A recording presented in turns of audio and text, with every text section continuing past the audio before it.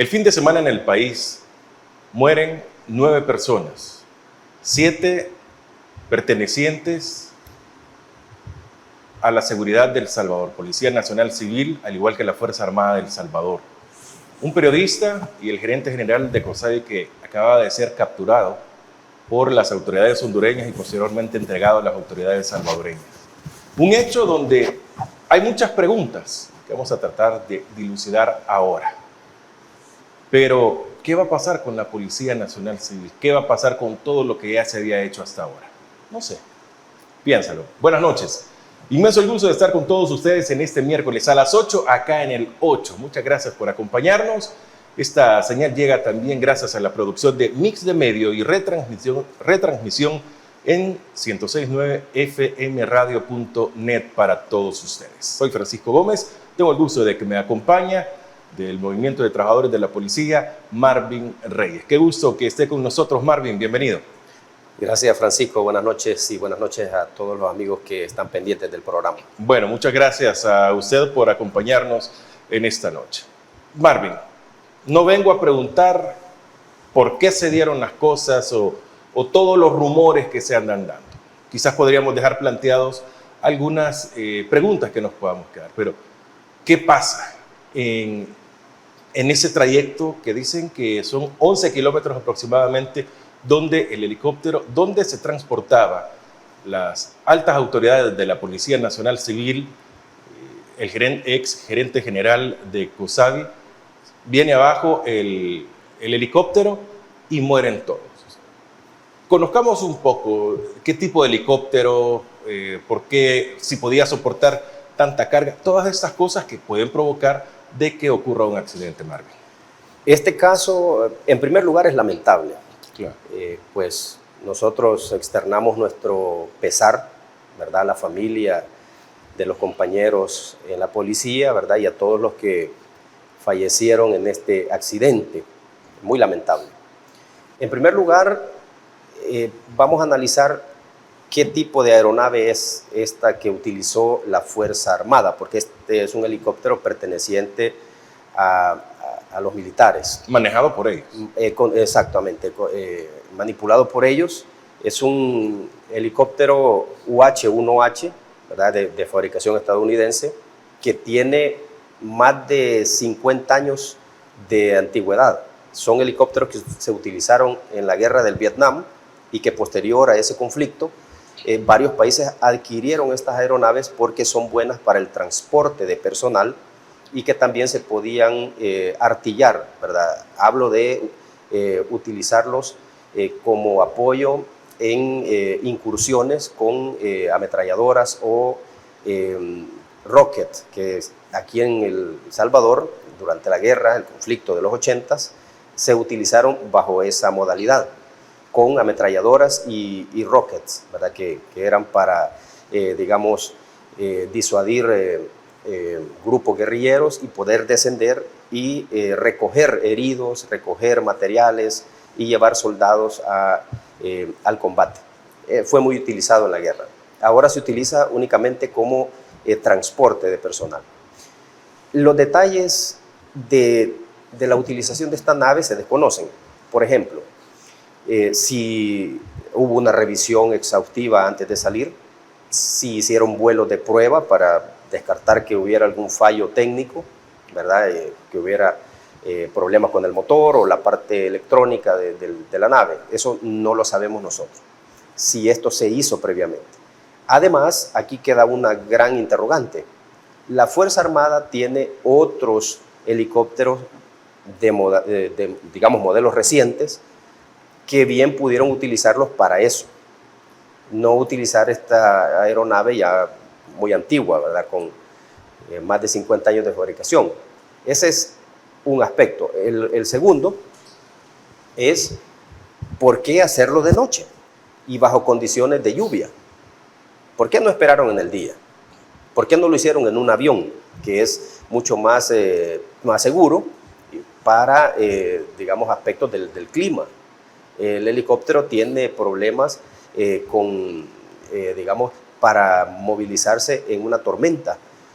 Según expertos, un piloto puede conducir una aeronave de este tipo en medio de una tormenta, pero tiene que tener una gran pericia y una gran experiencia. Y al menos para hacer un viaje de este tipo, debe contar con al menos 600 horas de vuelo totales, ¿verdad? Para poder realizar este tipo de trayectoria. Sin embargo, pues decidieron hacerlo así. Salir en la noche bajo la lluvia, no tuvo problemas la aeronave y llegó a Honduras. Ahora, ¿quiénes iban a bordo de la aeronave? El director de la policía, el subdirector de investigaciones, también de la PNC, el subdirector de áreas especializadas operativas, los acompañaba un periodista, ¿verdad?, del canal gubernamental, y por supuesto los pilotos, ¿verdad?, el piloto y el copiloto. Llegan a Honduras, vimos las imágenes, vimos los videos del director de la policía entrevistándose con las autoridades de seguridad de Honduras para entregarles a este señor que era prófugo de la justicia, el señor Manuel Coto, exgerente de COSAVI. Es un caso que ha sido muy sonado por el desfalco. Muy mediático. Sí, muy mediático, correcto. Y que, bueno, ha afectado a mucha gente con malversación de los fondos de esa cooperativa, que a nosotros nos llama mucho la atención, ¿verdad? El hecho de COSAVI regalando parques, amenizando fiestas, trayendo artistas internacionales, patrocinado por COSAVI, decía, ¿verdad? Y uno se pregunta, ¿y de dónde sacan esa plata? Así es. Si hay cooperativas más grandes, por ejemplo, Comédica, que yo creo que es la más grande de todas, en cuanto a asociados y plata. Y tiempo. Y tiempo. Tenemos a CACIC PNC de RL, otra de que creo que es la segunda más grande en el país, millonaria, y con una cantidad de asociados importante.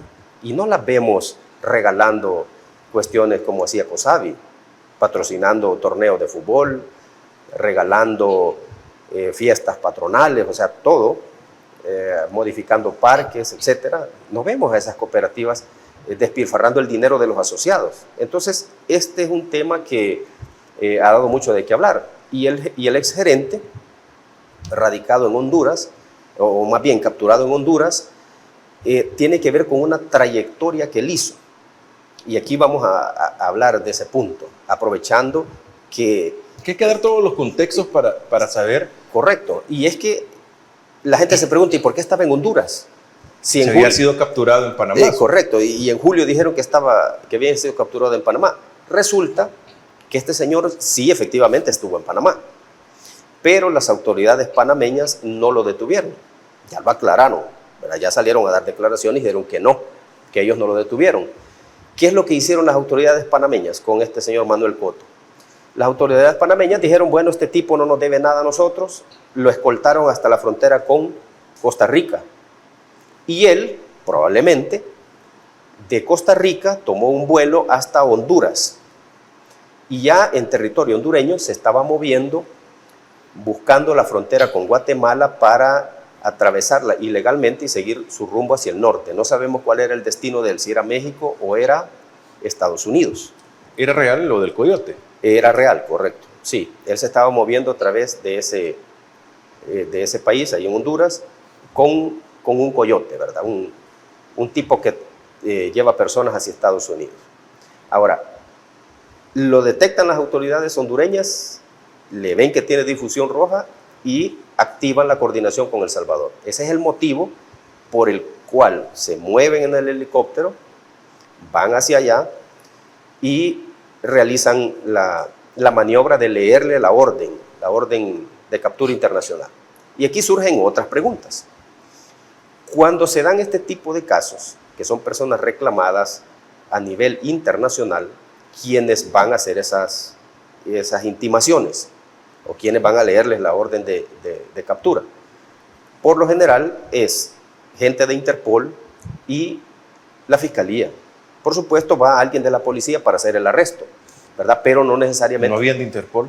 No había. Bueno, yo vi un policía, o sea, alguien vestido de policía que era el que le estaba leyendo derechos y por qué se le estaba capturando. Por supuesto, a quien vimos era a un cabo de la policía que acompañaba la comisión, ¿verdad? Este es un cabo que pertenecía a la unidad táctica especializada policial. No está entre los fallecidos. ¿Cómo no? Exactamente. Sí, él es de los fallecidos, ¿verdad? Junto con los 3 jefes policiales. O sea, fueron 4 miembros de la policía que fallecieron.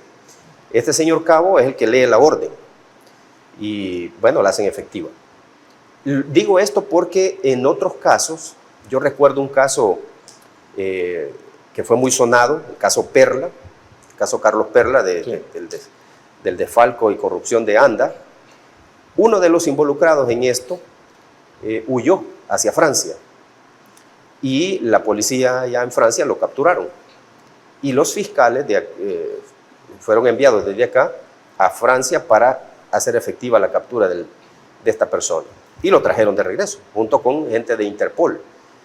Entonces, vemos que hay, digamos, antecedentes de cómo es el proceder para traer a una persona que está siendo reclamada a nivel internacional. Lo mismo han hecho, por ejemplo, cuando han capturado pandilleros en Guatemala, los vienen a dejar a la frontera y allá los van a traer, ¿verdad? No ocupan helicópteros ni otro tipo de aeronaves. ¿Quiénes van? O sea, no personas, sino que representantes de quiénes. Van representantes de la policía, pero no necesariamente el director. Ahora, eso es lo que a nosotros nos causa cierta extrañeza. ¿Será por ser muy mediático que asiste él? Es muy probable, ¿verdad? Es muy probable, porque... Así como en otras han aparecido el ministro, tanto de la defensa como el de justicia, y también aparece el fiscal general. Correcto. Eso es lo que a nosotros nos extraña, ¿verdad? Al ser un caso muy mediático, nosotros esperábamos ver ahí a estos personajes, al ministro Villatoro, al fiscal general, al ministro Monroy, ¿verdad? Se le ha visto muy activo en ese tipo de situaciones, dando declaraciones al respecto. Pero en este caso no. En este caso vemos al director de la policía únicamente, ¿verdad? Como funcionario de este gobierno. ¿Quiénes lo acompañan? 2 subdirectores de las principales, digamos, secciones de la policía, ¿verdad? El área de investigaciones y el área de unidades especializadas operativas. Estos, digamos, 3 oficiales reciben la orden superior de ir a traer a Manuel ¿La Cotto. orden superior quién es? La orden superior es de la presidencia de la República. O sea, es la única, digamos, línea jerárquica que... Instancia arriba del director de la policía. Correcto, digamos. así es. Permítame una pausa, Marvin. Vamos a regresar para continuar con todo ese planteamiento que nos está haciendo Marvin Reyes. Ya venimos.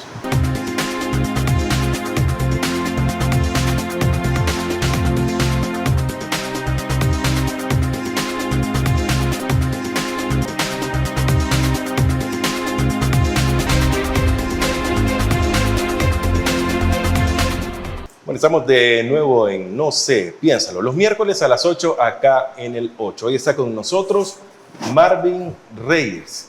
Y miren que nos está dando una explicación de todo lo que acontece y que realmente, en lo particular, no lo vi, no tengo acceso a ese tipo de información y estamos conociendo detalles así muy pormenores. No hemos llegado al momento de que ha caído el helicóptero, sino que todo el antecedente que se tiene. Nos quedamos en que no llegó el ministro de Justicia, el ministro de la Defensa, no llegó el fiscal general, únicamente altas autoridades de la policía, entre ellos el director de la policía y 2 subdirectores. En eso nos quedamos. ¿Quiénes eran los subdirectores o de qué áreas? Bueno, los subdirectores que acompañaban al director es el subdirector de investigaciones, Rómulo Pompilio, un comisionado de trayectoria en la policía, y Douglas Omar García Funes, el subdirector de áreas especializadas operativas. Estas están conformadas por las unidades tácticas que utiliza la PNC, ¿verdad? Que son equipos especializados en el combate a la delincuencia, incursión en escenarios complejos, con rehenes, con personas que se encuentran en algún escenario de secuestro, choque, digamos, con terroristas, es una gama bastante amplia que se tiene en esa sección de la policía. Y en el área de investigaciones, por supuesto, todas sus dependencias, ¿verdad? Tanto la DECO, ¿verdad? Que es la División Élite contra el Crimen Organizado, la Unidad Antiextorsiones, las unidades de familia, las áreas de homicidio. O sea, es una gama bastante amplia de sectores y segmentos en investigaciones y que el subdirector pues dirigía. Ahora, cuando uno mira estas cosas, uno empieza a generar cierta duda, a generar ciertas especulaciones y la gente empieza a comentar y empieza a decir, bueno, ¿y por qué no está el fulano? ¿Por qué no está el sutano? En el caso de el ministro de Justicia y Seguridad, que se le ha visto muy junto con Arriaza Chicas, el caso de Merino Monroy, que han andado juntos en algunas actividades. Recordemos el caso del sujeto que capturaron en la Campanera, que había abusado de una menor, y supuestamente había sido él el asesino, etc. Y lo capturan, lo ponen de rodillas y ellos dando las declaraciones. Ahí estaba gente de la Fiscalía, estaba el ministro Villatoro, estaba el director de la policía, bueno, todos ellos, pero en este caso no. Y ahora viene el momento, digamos, álgido de todo esto. Cuando ellos parten de Honduras en el helicóptero, después de la frontera, aproximadamente unos 15 kilómetros. Solo para contextualizar, lo entregan en territorio hondureño todavía. Correcto. Hasta ahí llega y luego pasan frontera. Ya con el helicóptero. Okay. Sí, o sea, a Manuel Coto lo entregan las autoridades hondureñas en Honduras. Okay. El helicóptero parte de ahí, avanza más o menos unos 15 kilómetros, en el sector de Pasaquina, en La Unión, empieza a bajar de altitud, según pobladores que han sido entrevistados de esa zona. Han narrado que el helicóptero venía a la altura de la copa de los árboles, hablamos de unos 15, 20 metros más o menos, y que se oía que venían gritando, o sea, se oían voces. La gente no entiende qué era lo que venían gritando, pero se oían voces. Hay una señora que narra muy detalladamente esa situación. La señora estaba fuera de su casa y pudo ver el helicóptero cuando venía muy bajo. Y llovía, es cierto. Estaba lloviendo, pero no era muy fuerte la lluvia. La tormenta fue después, cuando el helicóptero ya había caído.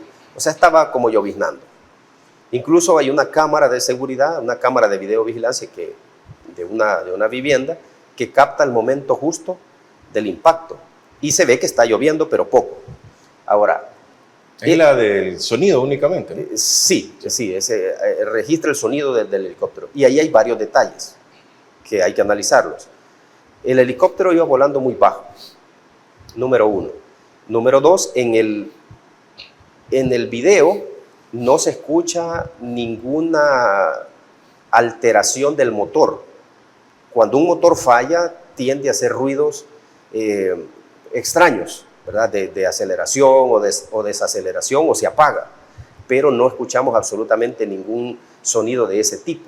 Se mantuvo constante el sonido del motor del helicóptero hasta que se estrelló. O sea, en ningún momento se escucha o algún altibajo, alguna aceleración distinta en el motor. Hay incluso un video que hablan de un disparo, que se escucha un disparo. Cuando todavía va en el aire el helicóptero. Yo realmente no escucho el disparo en el video. La persona que lo colgó en TikTok incluso especifica el momento, el segundo exacto donde se escucha la detonación. Pero yo realmente no la escuché. Habría que ver si se puede analizar con algún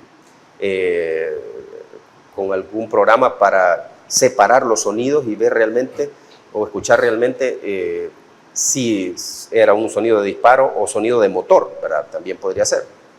Pero estos detalles los contó la gente, los narró los pobladores de la localidad de esa baja altitud del helicóptero. ¿Por qué venía a esa altitud? Habrá que... Quiero entender algo. usted hablaba de 600 horas para poder completadas, para poder manejar, pilotear una de estas naves. ¿Podría ser inexperiencia del piloto? Habrá que ver. Eso lo va a determinar las investigaciones que se realicen. Y lo digo en este sentido, porque esos helicópteros no tienen caja negra, ¿verdad? La caja negra no tienen.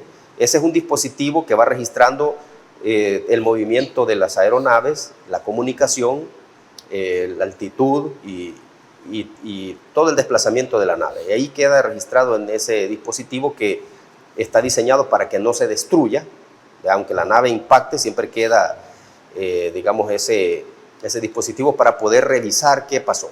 Ahora, estas aeronaves no tienen ese dispositivo.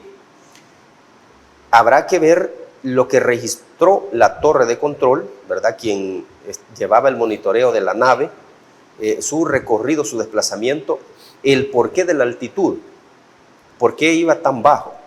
Y lo otro es si el piloto, entiendo que es un sargento de la Fuerza Aérea, quien manejaba la aeronave, si tenía pues la experiencia adecuada, ¿verdad? Entiendo yo que sí, ¿verdad? Pero eso es, digamos, el parámetro que se maneja según expertos que han conducido estas aeronaves tipo helicóptero, que es el parámetro, digamos, mínimo para que una persona pueda dirigir un helicóptero en un viaje de ese tipo. 600 horas totales de vuelo. El sargento suponemos que tenía mucho más, ¿verdad? Ya tenía más experiencia. Ahora, habrá que ver si esto se debe a un error humano o hubo un fallo de la máquina. Aquí en El Salvador han habido otros escenarios similares. En 2002 hubo un accidente también, donde murieron 4 militares en el sector de Armenia. En esta ocasión era un helicóptero modelo diferente, pero que venían bajo una tormenta fuerte del lado de Guatemala de traer a una persona que había sufrido la pérdida de un familiar que había sido asesinado en Guatemala, y venían de regreso y fallecieron en un sector de Armenia. El helicóptero se desplomó a raíz de la tormenta, le afectó y perdieron el control, se estrelló y murieron ahí los ocupantes. No hubo ningún sobreviviente. Ahora, en este caso estamos hablando de condiciones casi similares, ¿verdad? Tormenta, de noche, baja altitud, no sabemos realmente qué pasó. ¿Por qué? No hay nadie a quien preguntarle. Ninguno sobrevivió. Entonces, ¿a quién se le va a indagar?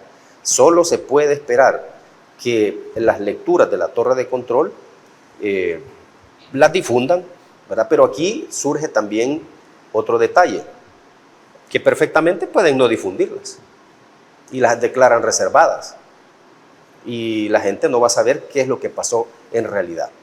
Y aquí es donde uno empieza a generar dudas, porque el helicóptero parte normalmente de El Salvador hacia Honduras, llega tranquilo, se bajan sus ocupantes, hacen el protocolo de recibir al sujeto. Hablo de la jerarquía de la policía, porque son el símbolo, digamos. ¿Iban en el helicóptero? Correcto. Desde acá. O sea, digamos, la ruta y todo tenía que haber sido la misma de regreso. Sí. O sea, ellos partieron de El Salvador hacia Honduras, al punto donde les iban a entregar a Manuel Cotto. Llegan, normalmente se bajan, hacen el protocolo de entregar y todo, reciben, lo suben al avión, ¿verdad? Esposado, lo llevan esposado, y casualmente cuando vienen de regreso el helicóptero se accidenta, casualmente. Entonces ahí es donde la gente empieza a especular y a decir, bueno, y entonces, ¿de qué estamos hablando? O sea, querían callar a este sujeto, a Manuel Cotto, sabía algo que no era o iba a impactar a diferentes sectores o personajes de la vida social y política del país, o había alguna conexión, incluso han hablado hasta de un atentado del narcotráfico, ¿verdad? Porque o sea, es muy extraño que la cooperativa andaba despilfarrando dinero, y cómo, ¿verdad? Entonces hay quienes especulan que podría tratarse de un atentado ¿verdad? De un plan conspirativo para eliminar a Manuel Cotto. Y lamentablemente murieron también altos jefes de la policía, un periodista, 2 militares, un señor cabo también de la policía. Y es lamentable, pues. Demasiado alto el costo. Es demasiado alto el costo. Sí. Bueno, voy a hacer una nueva pausa. Demasiado interesante está la plática hoy con Marvin Reyes. Estamos conociendo, insisto, detalles que probablemente nosotros no podemos ver o desconocemos, aunque los veamos, de que esas cosas son anormales. Hacemos una pausa, ya regresamos en No sé, piénsalo.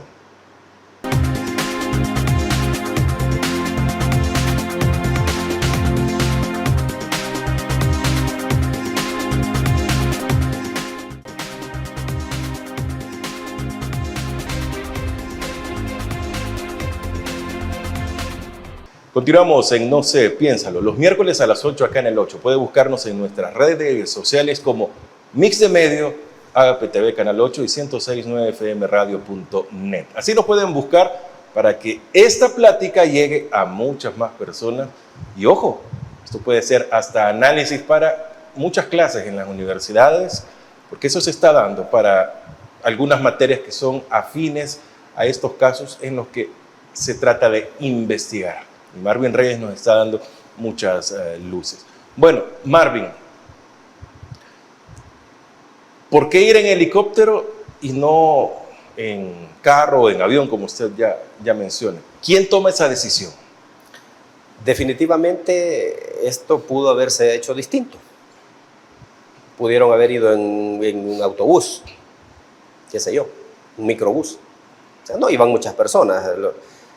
Los 3 jefes policiales más el señor cabo, el equipo de prensa, perfectamente pudieron ir un equipo STO escoltando el microbús y hubieran traído a Manuel Cotto de una manera más segura. Pudieron haber ido en un avión pequeño, hubieran aterrizado seguros y hubieran regresado, bueno, como recuerdan ustedes el caso de los involucrados en el caso Funes, que fueron a traer a alguien a Panamá, ¿verdad? Y lo trajeron en avión. O sea, no iban a ir en helicóptero hasta allá a traerlo, ¿verdad? Es ilógico. Ahora, ¿quién da la orden? Esa orden viene desde la presidencia, no puede venir de otro lado, porque el director no puede tomar la decisión de ir a traerlo, sino que viene desde Casa Presidencial. Vayan a traerlo inmediatamente. Entonces se van ellos ipso facto y el medio más rápido en helicóptero y de la Fuerza Armada, pudiendo utilizar otro medio o pudiendo utilizar otro helicóptero más reciente, y fueron a utilizar uno de los helicópteros más viejos que tiene la Fuerza Armada, que están en uso, sí, están en uso, pero ya no son confiables, porque su tiempo de fabricación es demasiado longevo. Hablamos de más de 50 años, pues. O sea, son máquinas que pueden fallar. Ahora, el helicóptero, ¿dónde cae? Cae en una zona montañosa. Quiero entender algo. Zona montañosa. ¿Estrelló contra alguna montañita, algún cerrito? Hay un cerro de baja altitud donde se estrelló y quedó en una especie de hondonada que el mismo cerro tiene. Ahí el helicóptero se partió en varios segmentos y los ocupantes pues quedaron en medio de los árboles y en medio de los hierros retorcidos del helicóptero. Lamentable. O sea, yo vi unas imágenes dantescas que no son, o sea, nunca salieron a la luz porque son demasiado perturbadoras. Cómo quedaron algunos de los cuerpos, ¿verdad? Es una situación bastante difícil de digerir, ¿verdad?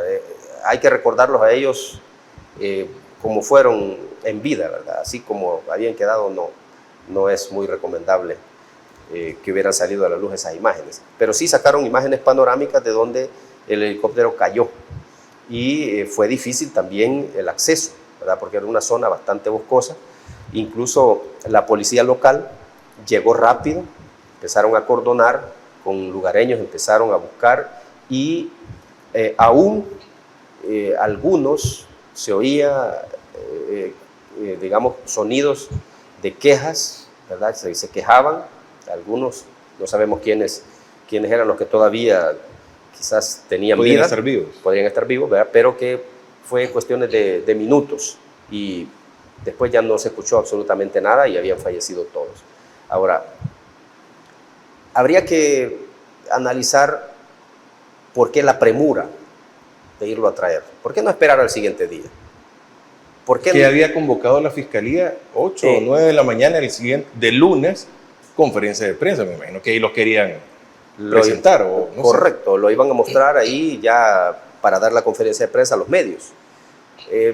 Supongo yo, ¿verdad? Supongo yo que era para acelerar el proceso, para darle certeza a la gente que le deben esa plata, ¿verdad? Que ya lo habían capturado y que no se había fugado como otros que se roban plata y se fugan del país. Aquí hay bastantes casos de ese tipo, ¿verdad? Políticos, de empresas privadas, de empresas cooperativas, que se han largado del país y se han llevado la plata y nunca respondieron. Y suponemos que ese era el motivo, ¿verdad? De traerlo rápido para presentarlo y que la gente afectada del caso COSAVI sintiera certeza y dijera, está bien, ya lo fueron a capturar al principal representante de esa asociación cooperativa. Ese probablemente pudo haber sido el motivo, pero aquí quedan muchas interrogantes en el aire, ¿verdad? Porque si este Manuel Cotto sabía muchas cosas, tenía mucha información, sabía de dónde venía el dinero, a quién ellos financiaban, por qué despilfarraban la plata de la forma como lo hacían. Entonces todos esos aspectos podrían afectar a ciertos sectores sociales y políticos. Y por esa podría ser una razón por la cual no era conveniente que él hablara, ¿verdad? Pero sabía demasiado. Sabía demasiado. Pero esos son aspectos que nosotros podemos, digamos, analizar en un supuesto, ¿verdad? Todo se está manejando como un accidente aéreo que cobró la vida de 9 personas, incluyendo a Manuel Cotto, ex gerente de COSAVI. Marvin, ¿a quién le corresponde la investigación de este accidente? El presidente decía en sus primeras declaraciones, o no, en sus primeros mensajes o posts dentro de la red X, de que pedía ayuda internacional. Ya ayer la Embajada de los Estados Unidos dice que va a dar ayuda para la investigación. Pero en El Salvador, ¿a quién le corresponde? Fíjate que bien interesante ese punto, porque el mismo señor Bukele duda de que sea un accidente. ¿Y por qué dudar?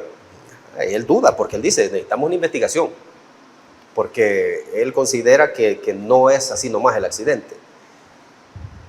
O sea, él deja una gran interrogante también ahí. ¿Por qué duda? ¿Por qué cree que no fue un accidente? Y pide ayuda internacional. Aquí le corresponde a las autoridades de aviación investigar junto con la Fiscalía, ¿verdad? Porque el que está monitoreando la torre de control, él está observando las diferentes mediciones y el desplazamiento de la nave.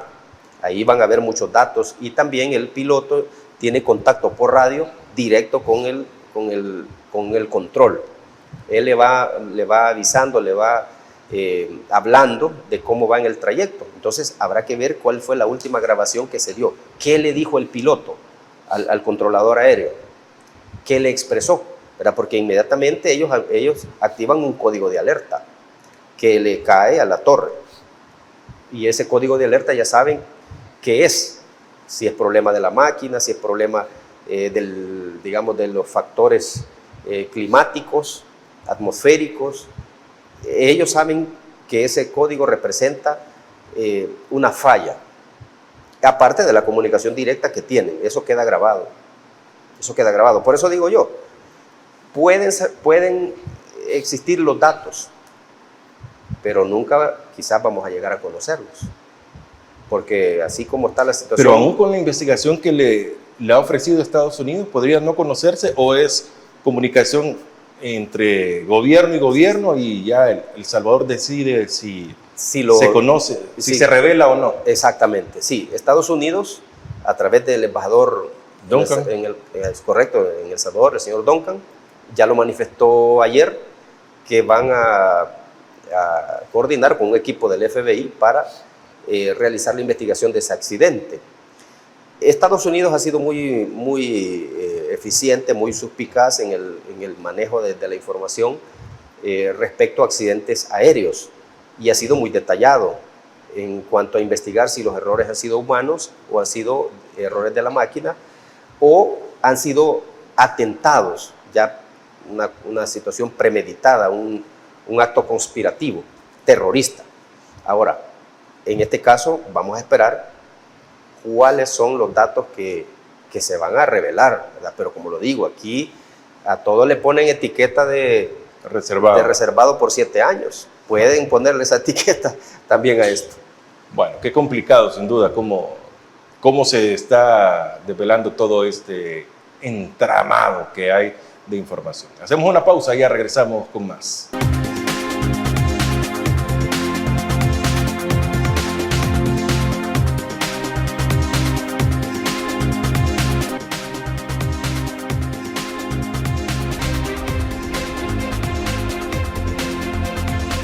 Bueno, qué gusto de estar con todos ustedes. Marvin Reyes, del Movimiento de Trabajadores de la Policía Nacional Civil, está con nosotros, acompañándonos. Y aquí viene la pregunta también, ¿y qué viene ahora?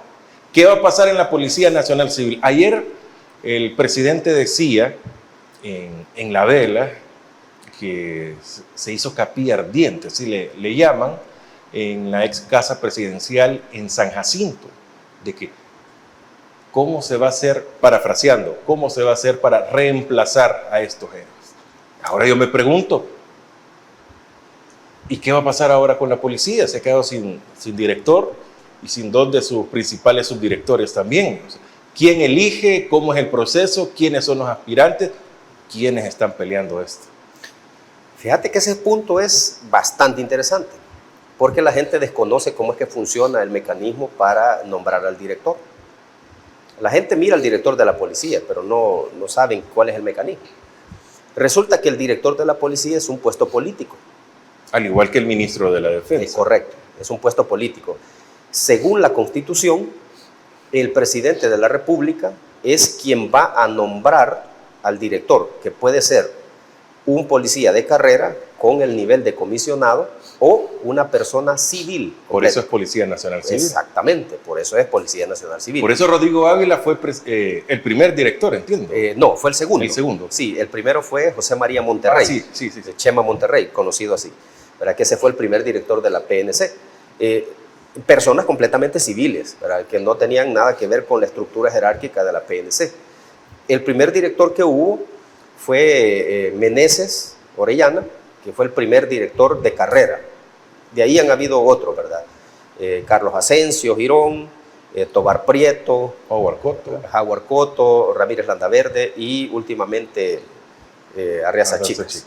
En ese sentido, esta persona debe gozar de la confianza del presidente. Es su representante dentro de la policía. Sí, la línea directa es director de la policía, presidente. No hay intermedios ahí. Ahora, esta persona debe tener esas características. Y aquí nosotros... Tiene que ser comisionado si es dentro de la policía. Si es dentro de la policía, tiene que ser comisionado. Si es de afuera... Que ese es es una carrera, ¿no? Sí. Es un nivel dentro de la carrera policial. Es un nivel, correcto. Es el nivel superior dentro de la carrera policial. Si es de afuera, tiene que tener al menos una licenciatura. Si es de afuera. Ya puede ser una licenciatura en ciencias jurídicas, pues en criminología. Haber culminado la carrera universitaria. Sí, pero tener ese requisito de tener una licenciatura a nivel superior, o posgrado, o lo que sea, pero que sí, ese nivel es requerido. Ahora, el presidente lo nombra, pero ayer el presidente dijo algo que a nosotros nos llama la atención. Él dijo que no había quien reemplazara a Arriaza Chicas. Entonces, ¿qué está diciendo el presidente? Que ninguno de los comisionados que está en la policía en este momento, activos, tiene la capacidad de dirigir la corporación policial. Puede parecer un civil. Podría parecer un civil, correcto. podría parecer un civil. Hay otros que especulan mucho más allá y dicen, un militar va a dirigir la policía, pero eso no es posible. Eso no es posible porque la misma Constitución establece que las funciones de la Fuerza Armada y de la policía van a ser totalmente diferentes y van a pertenecer a ministerios diferentes. El artículo 159 de la Constitución establece los parámetros de acción de la Policía Nacional Civil y le asigna funciones. Pero eso lo pueden cambiar. Pero por el momento la Constitución sigue vigente, no ha sido modificada en ese sentido.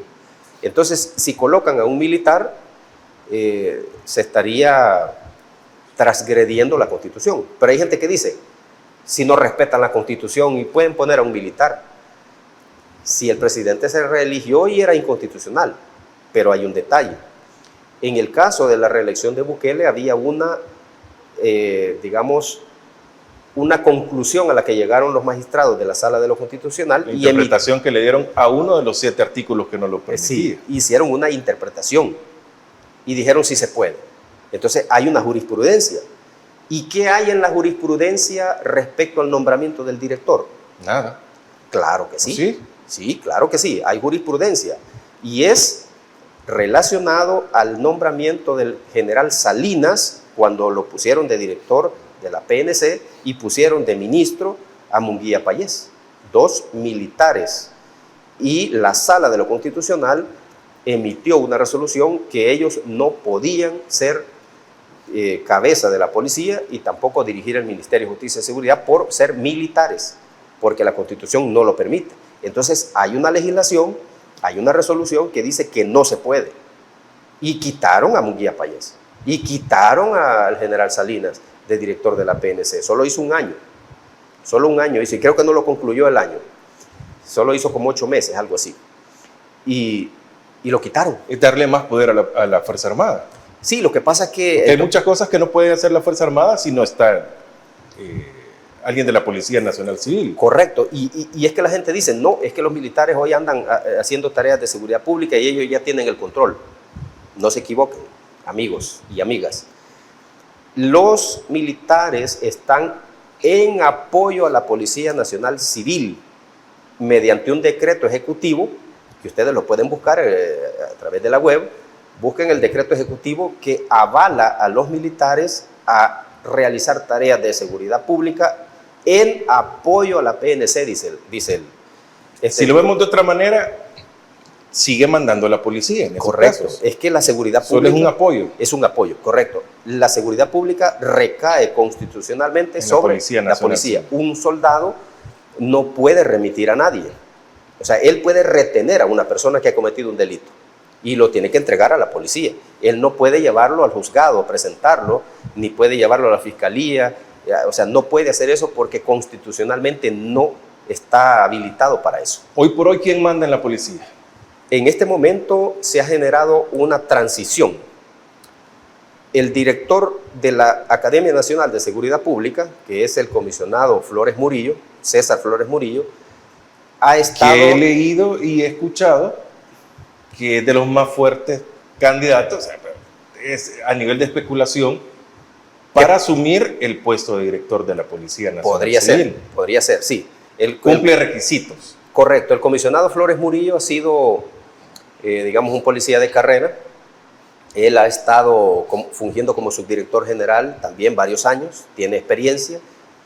Actualmente es director de la Academia Nacional de Seguridad Pública, es otra institución, ¿verdad? Que es la que forma los policías. Que es la que forma los policías, correcto. Y perfectamente pudiera ser nombrado director, ¿verdad? Para seguir la línea que se tiene y no perder la continuidad de los proyectos y de todo lo que se ha venido trabajando en la administración Arriaza Chicas. Ahora, esto lo va a decidir el presidente. ¿Y cuándo? Eso tiene que ser pronto, ¿verdad? Porque hay diferentes situaciones jurídicas y también legales que las debe firmar el director. Y si no está, ahí hay un montón de cosas que hay que firmar, proyectos, cheques, pago de proveedores, situaciones jurídicas, representaciones legales. Entonces tiene que hacerlo rápido, ¿verdad? Yo creo que en estos próximos días va a ser nombrado. Y hay personas, no hablo de cumplir los requisitos, como ser comisionado, hablo y solo dentro de la policía, pero ¿hay capacidad dentro de la policía, dentro de todos los comisionados para asumir este cargo? Sí, hay varios ahí. Hay unos 3 o 4 prospectos que pueden asumir como director y lo harían muy bien. Lo harían muy bien porque son personas comprometidas con el desarrollo humano del personal policial, que eso es lo que ha hecho falta. Pero eso es para la policía, para el Estado no necesitan eso. Eso no le, por eso decía yo, las características. Porque si uno analiza a Riazacicas como persona, es una gran persona. Yo lo respeté mucho, nos conocimos, coincidimos en varios puntos, ¿verdad? Donde él era jefe policial, yo llegué por ahí en algún momento, platicamos y todo, trabajamos en algunos momentos juntos. Como persona, a Riazacicas como persona, muy respetado, muy educado él y todo. A Riazacicas como policía,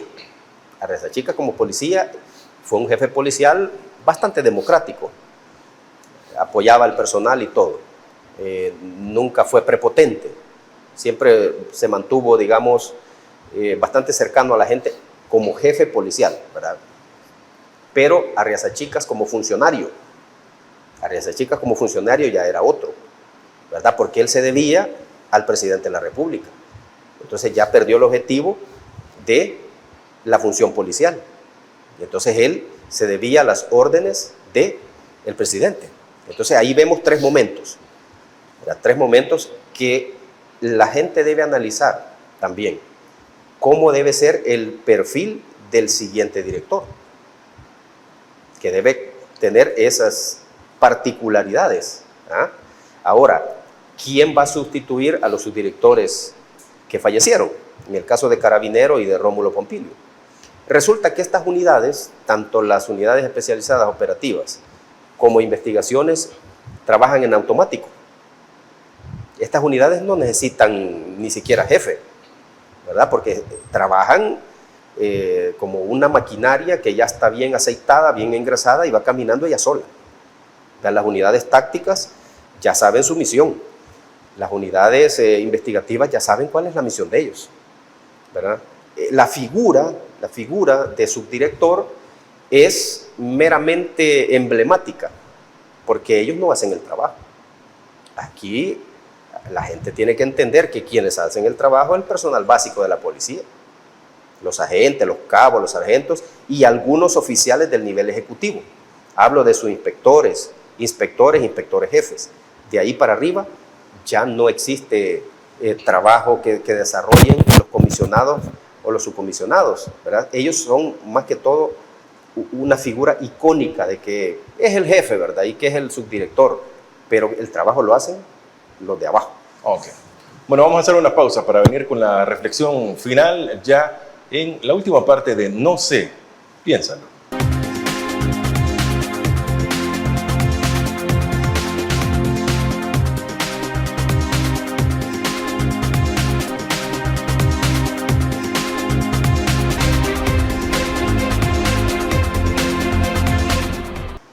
Vamos a la parte final en No sé, piénsalo. Los miércoles a las 8 acá en el 8. Marvin Reyes nos ha acompañado. Reflexión final, Marvin, breve para toda la audiencia. Sí, por supuesto. En primer lugar, darle las gracias a ti, Francisco, al espacio, ¿verdad?, de entrevista, a los amigos que han estado pendientes también de este espacio de análisis.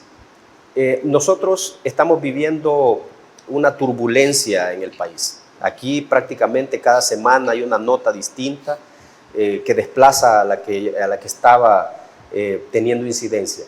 El caso de la muerte de altos jefes policiales y militares junto con Manuel Cotto, principal implicado en el caso COSAVI, nos deja muchas dudas, nos deja muchas interrogantes. Hay que buscar más información, hay que esperar que las autoridades realicen esta investigación para determinar si fue realmente un accidente o se trató de una situación ya premeditada, orquestada ya para poder callar, ¿verdad?, desaparecer a Manuel Cotto. Son interrogantes que van a ir saliendo en los próximos días.